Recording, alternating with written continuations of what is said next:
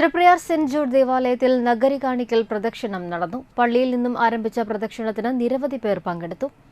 ഈശോയുടെ കുരിശുമരണത്തിന്റെ ദൃശ്യാവിഷ്കാരവും സംഘടിപ്പിച്ചു.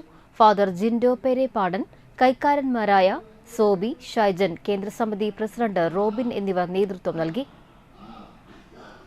പള്ളിയിൽ നിന്നും ആരംഭിച്ച പോളി ജംഗ്ഷൻ നാട്ടിക സെന്റർ വഴി പള്ളിയിൽ സമാപിച്ചു.